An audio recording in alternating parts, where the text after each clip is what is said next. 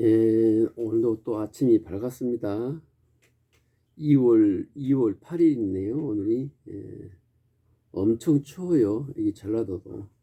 지금 영하 6도라고 이렇게 안내가 되고 있습니다. 어제도 저는 어머니 모시고 무난히 하루를 보냈습니다.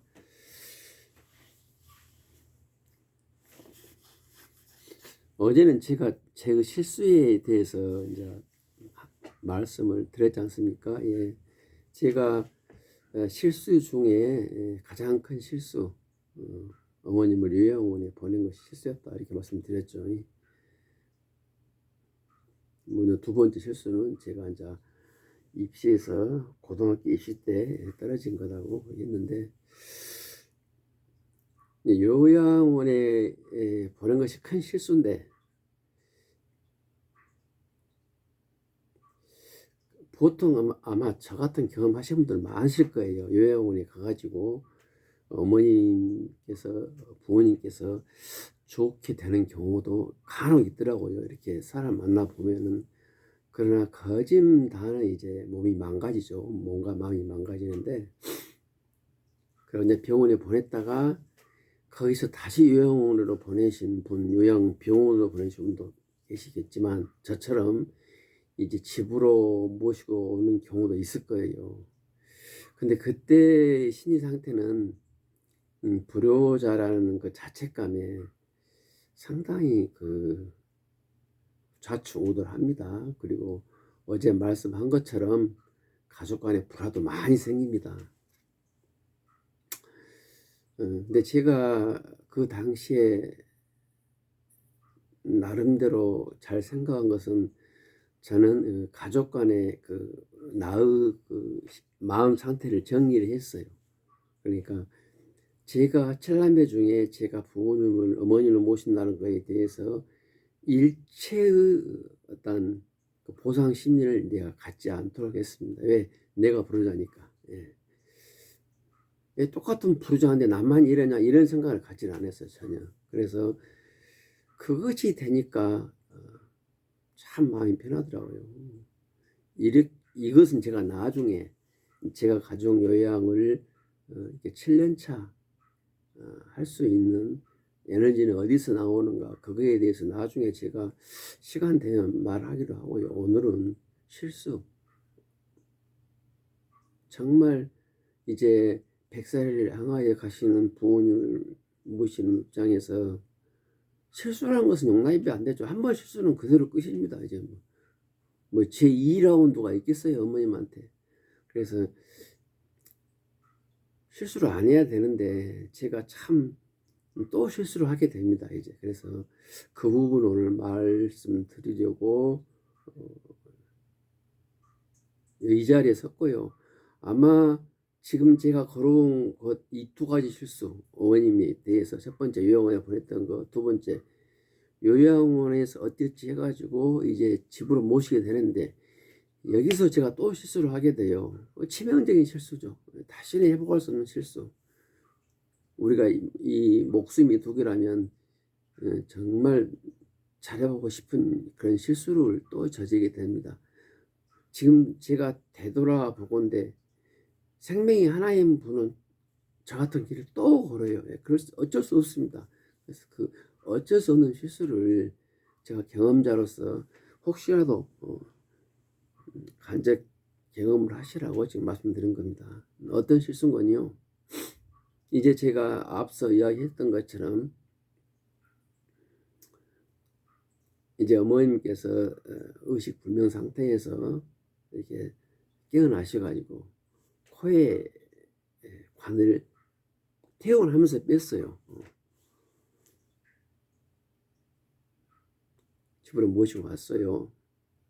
그래서 제가 이제 그때부터 어머님에게 이제 이렇게 미음으로 이렇게 드리면서, 주물러 드리면서 힐제 산보 하면서, 힐제 산보는 당시 어머님이 목 근육이 없어가지고 이렇게 지탱을 못했어요. 그래서 왼손으로는 밀고 오른손으로는 어머님 목을 잡고 이렇게 서서히 동네 산보를 했습니다. 그런데 하늘이 좋았는지 한 3, 4일 하니까 어머니 목 근육이 살아나더라고요. 엄청 그때는 기분이 좋았죠. 여기까지였습니다. 어머님 몸이 호전되는 것은. 그나저나 목을 지탱하니까 제가 이렇게 휠체어에서 한보를 할 수 있어서 참 좋았어요. 목 근육은 시간이 될수록 더 살아났죠. 근데 그때는 그냥 아무 생각 없이 그렇게 했던 것 같아요. 뭐 무식한 게 용감하단 말이 있죠. 그냥 내 어머님이니까 내가 어머님 몸을 지켜드리지 못했으니까 한다. 그런 마음으로만 했어요. 그냥 식사 되면 이제 이렇게 미음 떠서 드리고, 식사하면 전쟁이 있죠. 그 당시에. 반은 드리면 반은 흘리고 막 어떻게 하는지도 모를 정도로 하여간 좌충우돌 했습니다. 근데 그러면서 제가 지금 생각해 보니까 그때 제가 조금 집중해야 할 사항이 있었는데, 그게 뭔 거니, 보통 그 상태 되면은 자식들은 죄책감이 휩싸여 있고, 또 부모가 나이 드시고 몸이 망가지면 마음이 막 다급해지고, 뭔가 조금 진정을 해가지고 이걸 좀 뭐라 해야 되나, 좀 아름답게 할 생각을 할 수 없을 거예요. 그러는 사이에 부모님들은 몸과 마음은 더 망가진다는 것을 조금 고민했어야 되지 않나 생각이 듭니다. 제가 어떤 부분을 말하고 싶는군요. 간단하게 말하자면 이겁니다. 지금의 상태가 최악이 아니라 최선이다. 내가 부모님을 모시는 입장에서 지금 너무너무 망가졌지만 지금 이 상태를 지키는 것이 최고 좋은 상태라고, 빨리 그것을 감지하고 그 지키기 위한 여러 가지 작전을 짜야 되는데 제가 그걸 못했어요. 그러니까 그 이후로 어머님께서 눈이 머려버렸죠. 그 다음에 이 다리 관절도 그나마 조금 있었는데 그것도 다 망가져 버렸죠. 그 다음에 어머님이 그때 37일 만에 의식불명에서 퇴원하셨는데, 집에 와서 TV를 보시면서, 내가 어머님 불교 신자거든요. 불경을 틀어놓으면 다 거기서 같이 따라서 했어요. 근데 이게 들린 것을 따라하신 거 아니라 예전에 절에 갔을 때 했던 그 불경을 전부 외워서 발음을 하시더라고요. 그래서 나 신기했죠. 아, 참 존경하는 인문 대단하다. 응? 내가 그렇게 망가지고 혼수 상태에서 깨어나신 분도 아들도 못 알아보고 다 못 알아보는데 불경 그것을 막 같이 따라서 하시길래 정말 제가 참 존경하는 대단하다, 그걸 느꼈는데 거기까지 했지 더 이상 생각을 못 했거든요. 이게 지금 전 제일 후회스러워요. 네.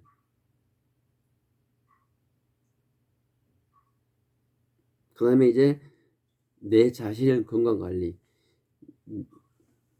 이게 하루 이틀 게임이 아니잖아요. 그래서 내 건강도 챙겨야 되는데 저도 그것을 못 챙겼고, 그러는 와중에 벌써 이렇게 6년이 되어버렸습니다. 아주 망가졌죠. 그 이후로. 어차피 어머님은 퇴행성이다 보니까 제가 어떻게 떨어지는 해를 잡을 수가 있겠습니까마는, 그래도 지금 이렇게 되돌아보면 얼마든지 그 연착륙이 가능했는데, 제가 그 지금이 너무너무 좋은 조건이다, 최선이다, 그걸 깨닫지 못했어요. 그나마 제가 한 3년 전에 어머님 눈 멀고 그때 제가 깨우쳤죠. 아, 그나마 그때 병원에서 그렇게 힘들었지만 그때가 최선이었던 것을 나중에서 알았죠. 지금 어머님이 이제 앞도 못 보시죠. 어머님이 그 육상 그 릴레이 경기를 좋아하시거든요. 그러면 그 화면 틀어놓으면 좋아하셨어요. 이렇게 막 이렇게 뛰는 모습도 하면서 앉아서 앞으로 못 보시니까 할 수가 없죠. 그 다음에 이제 불경은 아예 싸그리 이제 잊어버렸어요. 예. 그래도 혹시 모르니까 주무실 때 제가 불경을 틀어놓으면은 공히 주무시기도 합니다. 그거 들으시면서.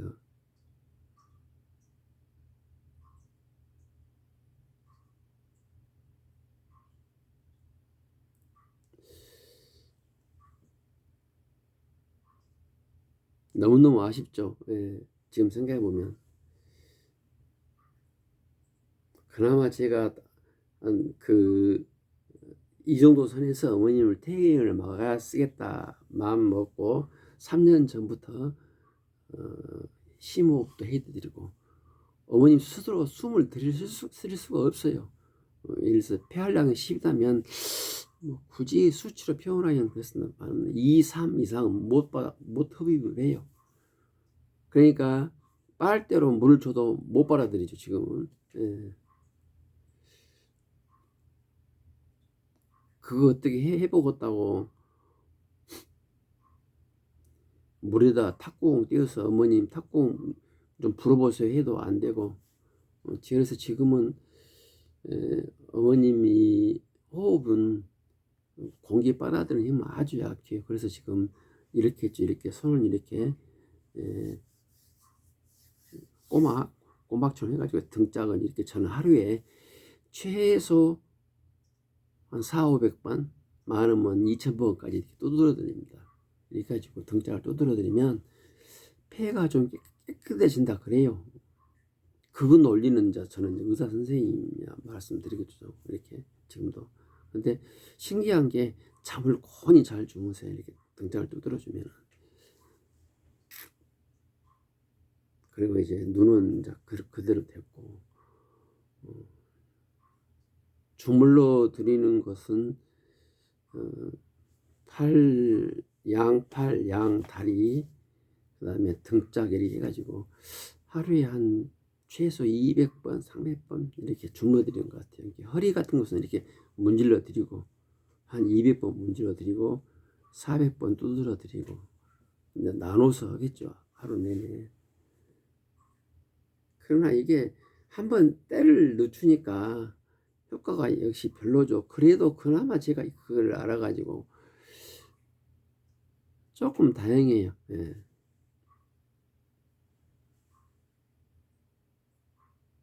제가 어머님께서 그 당시에 막 퇴원해서 불경을 그렇게 막 애우고 그런 것을 제가 그걸 지켜드리지 못한 것은 참 너무나 큰 아쉬움입니다. 예.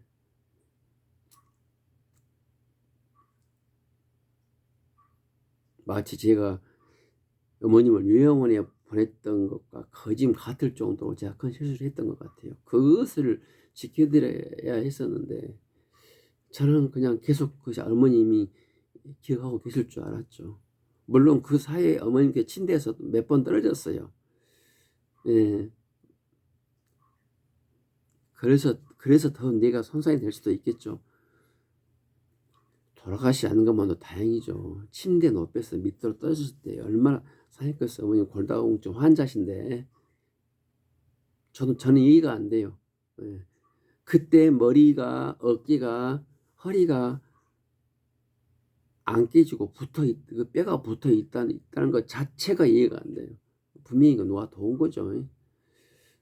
그랬지 휠체어 산보 오다가 밑에 돌부리에 걸려서 앞으로 또 넘어지셨지.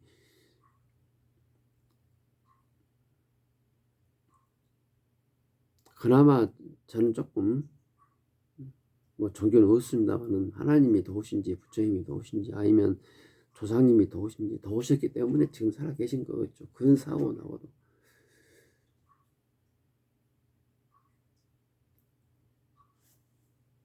그러니까 사고도 꼭 사고 나려면 그 일이 꼬이지 않습니까?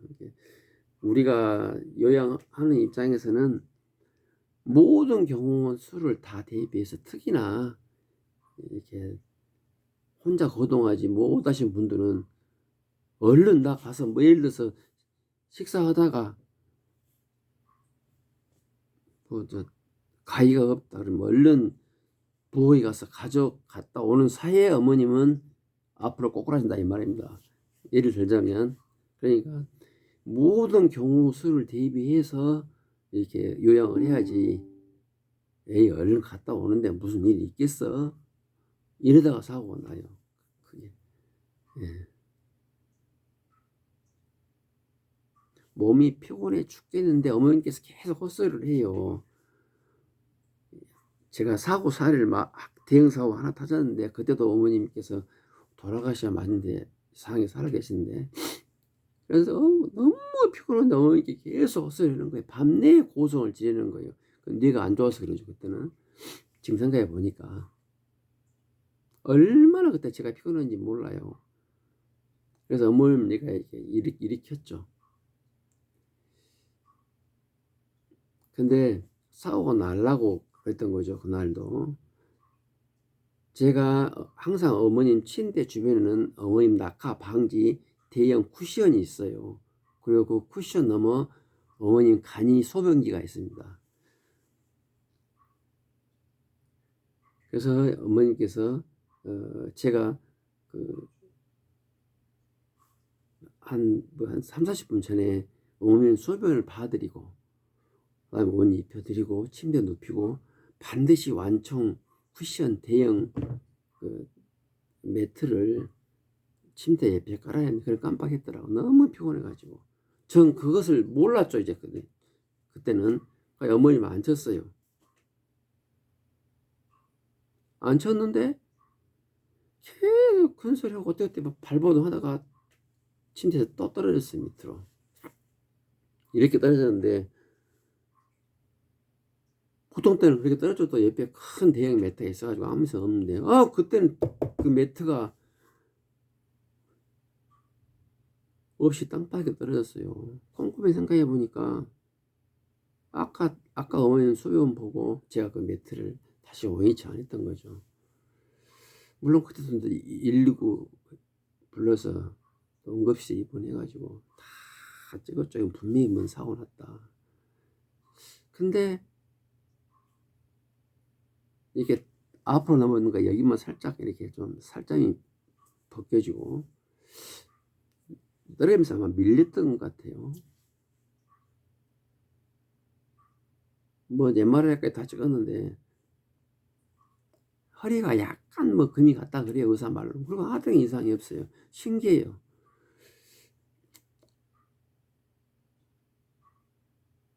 그 어떤 논리로 설명할 수 없는 것입니다.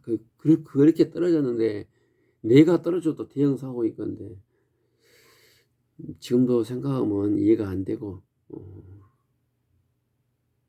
뭔가 어머님을 지켜주시는 그 뭔가 있지 않냐 그런 생각이 듭니다. 하여튼간